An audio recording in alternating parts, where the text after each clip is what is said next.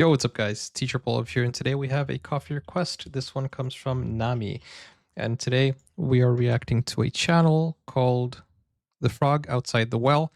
And this is, the title says, "Is it true Korea and Japan do not like each other?" Interesting. Interesting topic. Let's take a look. And if you want to watch this video without my reaction, link is in the description as always, but then come back here to see my reaction to it. Let's go. Hello! Bangtan Blondes are back, and we're here with the professor But there's only one blonde. What? There's only one blonde. in his studio, and today Why is it plural? we have some questions because Yoonji doesn't like the Japanese. We want to know why. But we were saying when we come to Korea, She's throwing her under the bus. She's literally saying she doesn't like the Japanese. Dang. we want to know why. But we were saying when we come to Korea in the spring of 2022, we wanted to go over to Tokyo, and she was like, no. And why is that? Oh, you'll find out. We're gonna find out. We're gonna ask the professor. We have Samantha here today, by the way. If you don't know Samantha, this is our friend Samantha. Samantha loves politics, so she wants to know, just like us, what is the relationship between Koreans and Japanese, and what's the gossip? That's what we're here for. Okay, guys. So this is a serious topic. I think I know where this is going, but let me know. Do you guys, if you're watching from Japan, do you like Korea? And if you're watching from Korea, do you like Japan? Yes or no? And why?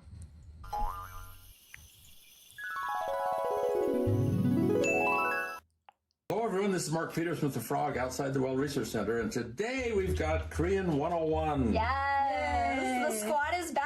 Bangtan Blondes, The ready to Bangtan Blondes. learn. And we have a new face for this video. Yes, this is Samantha, everyone. And Samantha is a lawyer, Is, yeah, she's very smart. Also very smart. and Chloe is a television announcer. I went to college too, but I also was a television announcer. I was a reporter. It's true. So these young women look young, and you might think they're college-age girls, but these people have really done a lot of things in a short span We're of time. businesswomen over here. Okay, today we're going to do Korean 101, Korean history again. This is totally non-related, but I like the fact that they're sitting in order of size, like taller to medium to shorter. Don't know why, but that symmetrically that looks interesting to me. And the question that's cooking today is, what's wrong with Japan? Okay, let's put it again. What's the relationship between Japan and Korea? Yeah, that's better. These Better girls wording. Have questions. Yes. Yeah, well, I don't know anything about it. We were at brunch actually this morning. Yeah. Better and One wording. of our friends was saying she is going to take Japanese classes, and Yoonji was like, She was appalled. I don't understand why anyone would want to do that. Yeah. So we don't understand that feeling. Well, the first Yeah, why not the take thing is, Korean I have a lot classes? of Japanese friends. Yeah, I know you And do. yeah, my roommates, my best friends are some of them are Japanese. So we love Japanese people. Right. But the thing is, we grew up watching like TV stories or TV shows that how Japan was awful, you know, during Right. the World War or whatever. So thing is, there are a lot of really wonderful Japanese people. Yes, that's true. I have a lot of Japanese friends. Steve Aoki for one. But historically, there's a lot of bad business that went on between Korea and Japan. And it's all on the Japanese side. Korea never did anything bad to the Japanese at all. we Really? only did the good episode. Let's look at the history of it just quickly. Going way back, there were a lot of pirate raids along the Japanese Pirate pirates raids? raiding Korea. In 1592, the Japanese got tired of fighting among themselves, and that's literally the way the samurai worked. They fought among themselves. They replaced the samurai government, and every 150, Civil War. 200 years. Then they got this really, really tough guy who came in and unified Japan again. Well, this one tough guy, his name was Hideyoshi. He unified all of Japan and was looking for greater worlds to conquer. So what does he look at? China. That's a big world to conquer. Yeah, so he looks at China and figures, hey, I'm the emperor of Japan, I ought to be the emperor of China. Well, to get to China, you have to go across a bridge called Korea. the Japanese Oh, invaded. duh. And they landed with So that's why. 200,000-300,000 Dang. soldiers. At that point, it was probably the largest war in world history. Wow. And In it was world War history. because China, being threatened, enters the war, and they're fighting on the Korea side. Right. But all the fighting took place in Korea and on Korean waters. So Korea just got Stuck in the middle, Yeah. literally. The population of Korea at that point was between 12 and 14 million, and between 2 and 4 million people were killed as a result of the war. wow. So it was Did you hear that? Between 12 and 14 million, and 2 to 4 million people were killed. That is, wow. That is more than 10%. Dang. the population of Korea at that point was between 12 and 14 million, and between 2 and 4 million people were killed as a result of the war. Wow. Just because So it was one ego maniac. What? horrific. It was just absolutely horrific. The relationship from then on was just awful because the Japanese had come in and had just murdered, not only murdered people, but they burned everything they could burn, and they stole everything that was worth stealing, and they kidnapped people. Come the end of the traditional era, come the end of the 1880s, Yeah.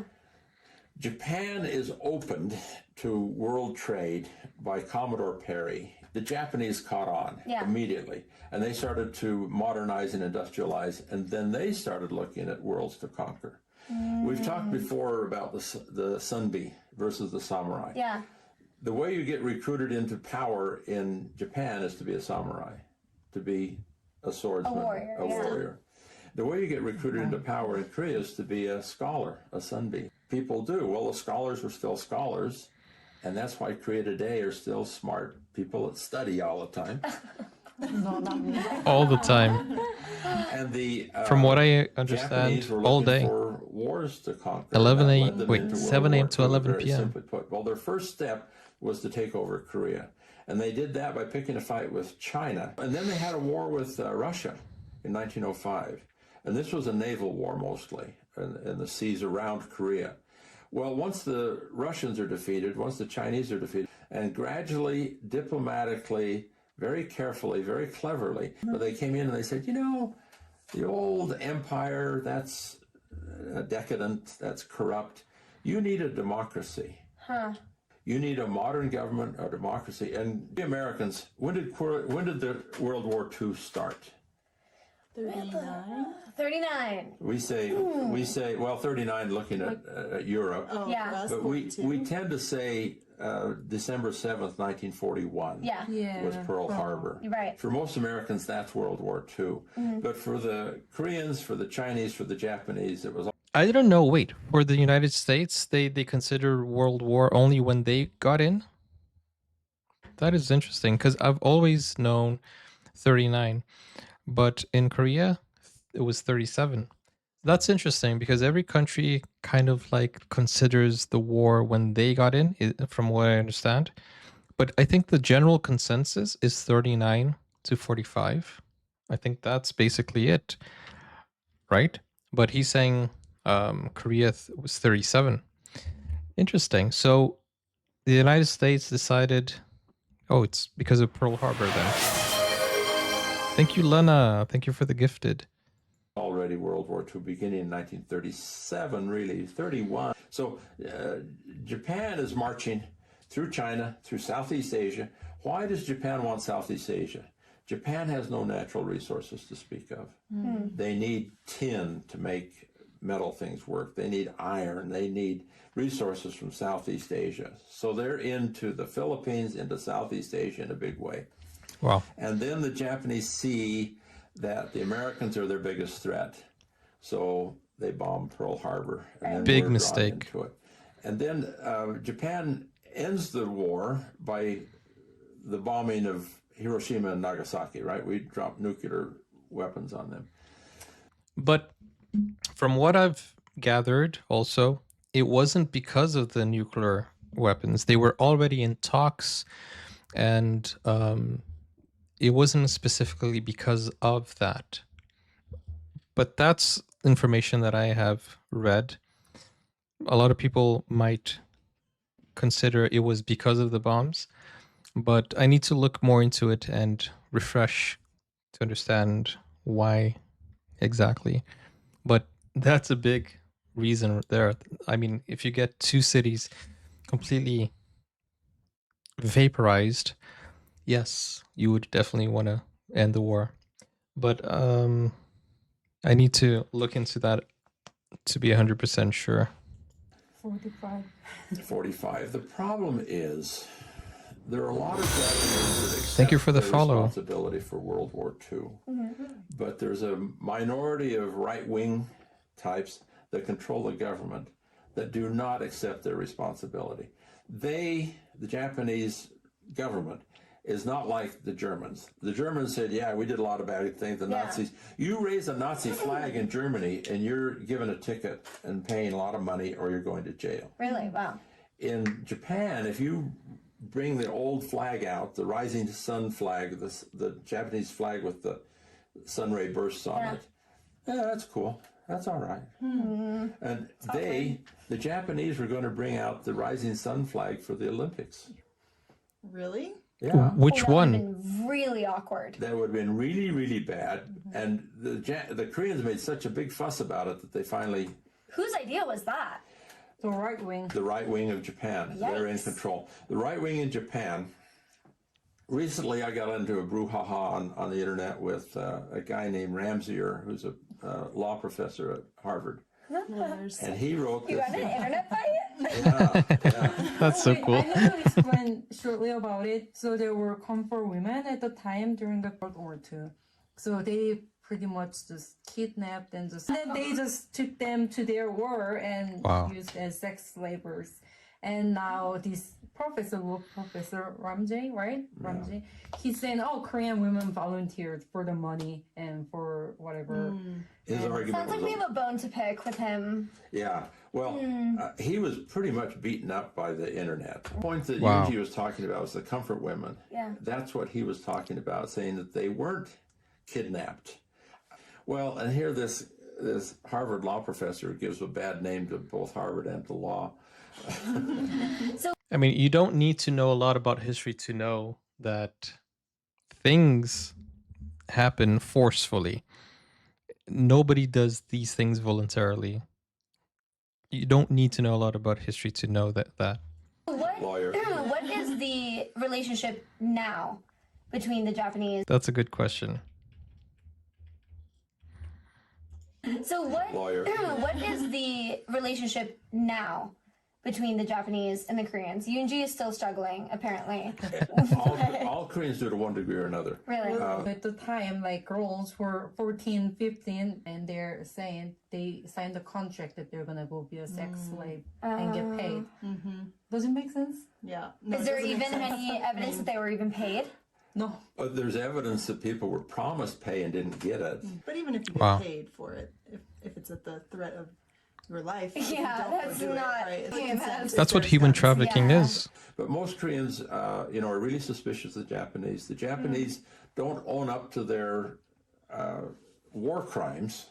You know, if they admit that they had their war crimes and said that was then and this is now, that would be a great thing. But they say, oh, no, we really didn't do that. And when we drafted people to work in the coal mines, But wait. we were drafting our own people. Are they taught this in school that they didn't do anything, or is it something that people take about among themselves and their pride? Because I know Japanese has a lot of pride, and they say, no, I don't believe that happened. This is fake media, false news.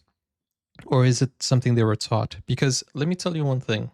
I have studied in many different schools in many different countries, and every place has a different history, and every country kind of tries to sugarcoat a few things they have done, and sometimes, you know, I don't know. It just feels like every country has a different version of how things were. And obviously, if you watch any war movies, you'll see that every country makes themselves to seem like they were the big heroes. And like, for example, especially the United States, every movie that you watch, they are the ones who save the world. You know, they're the main tourist destination for aliens. Every country kind of like makes themselves look like a hero. So my question is, if you are from Japan, how is it taught in schools? And why is there this perception that Japan didn't do anything? Let me know. Just really curious. Like genuinely just curious about that. Too, it's okay if we draft Chinese. It's So they just don't teach that part in history. okay if we draft. They make excuses for their wartime behavior. So Interesting. that's why things are not healing. How are things right now? Not so good right now. They go a little bit hot and cold now because they have to get along in Korea. And it would be a lot better if the Japanese right wing would just own up to it. Put the comfort women issue back in the textbooks. They've taken it out. They just Really? don't address it. They don't address it. They deny it. Oh, we really didn't do that. So Yunji, when you're in Korea, is it at all weird? And also to the other side, in Korea, are Japanese painted as supervillains, or is it a fair depiction of what happened? Because I feel like there are some countries also that they really, really want people to hate another place. I'm not saying this is the same in Korea, but how is it taught? Is it neutral? Is it aggressive? Or is it like, does it stir up some sentiment or no? How is the education? Because the thing is, if you teach it the way it was, facts, then the facts are facts, right?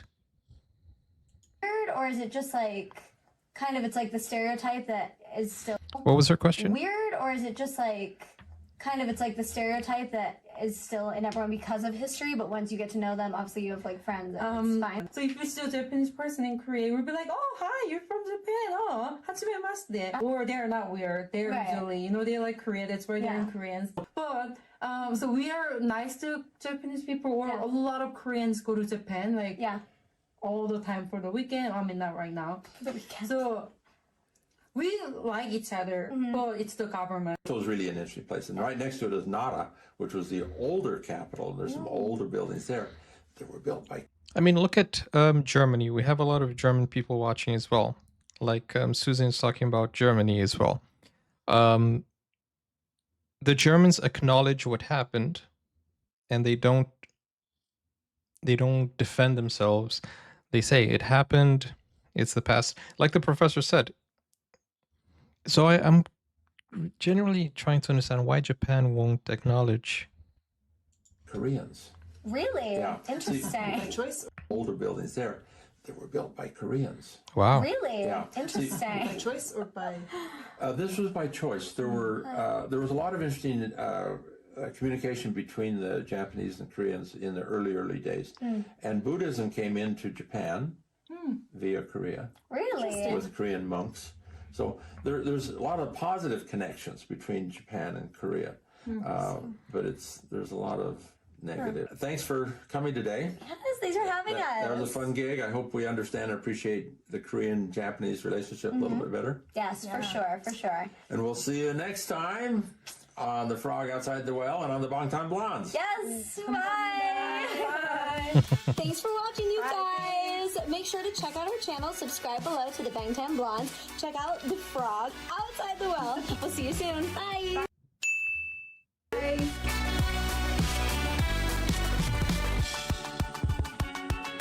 This is such a nice channel. You just see a group of people discussing history and talking about very important topics and just learning, just the fact that they tried to use a war crime flag at the Tokyo Olympics. You know exactly how that feels, right? That is just really, I think that would be a message, right? Like, it's absolutely crazy. It's absolutely crazy. It would be equivalent to Germany wanting to bring out, the Nazi flag in the Olympics. That is absurd. I I generally think that's crazy. Can you imagine if in the Olympics you see one of those flags? You'd be appalled. You'd be like, "What the heck?" So I'm glad they didn't bring out the flag, the rising sun flag, um, which is crazy to think, you know. But I generally want to know from Japan, like, what is the whole deal? I think it's pride, because I know Japanese have a lot of pride, and I think it's they don't want to. It's shame, also a little bit of shame, and I think it's a lot of trust that they can't fathom this happening. You know, when you have so much pride in something, when you're so much like a nationalist, you can't believe your country has ever done something like that, right? You can't believe like no, there's some you would blame it on propaganda and you would blame it on other things rather than actually acknowledging what happened. And that happens a lot, not only with Japan obviously, but a lot of different countries. They don't acknowledge what they have done, and because they genuinely don't believe it's possible. They generally do not believe. A lot of people that deny things, they just don't believe it. Like we saw a documentary, the first episode of a series that we saw of the Norwegians, right? There was this grandson who discovered his grandfather did horrible things during the war, and he acknowledged it, and he investigated it, and he accepted it. But I feel like a lot of people would be like, nah, that my grandfather never did that. They would defend themselves. But, you know, this grandson, he just accepted and said, yeah, I know. And then just moved on. And I feel like a lot of people have a hard time doing that, accepting the truth. But again, let me know your thoughts in the comments down below. This is such an interesting topic, and I hope you guys enjoyed it. If you have anything to add, let us know. And remember, we're not here to fight, argue, or criticize. We're just here to learn and, you know, share our knowledge. And I'm genuinely asking these questions. So let me know, guys. Okay. With that said, thank you for watching. And arigato, kamsahamnida. I'll see you on the next one. Take care. If you want to watch full movie reaction series or shows, go over to Buy Me Coffee or Patreon. The link is in the pinned comments, or click over here for more. And I'll see you soon. Bye-bye.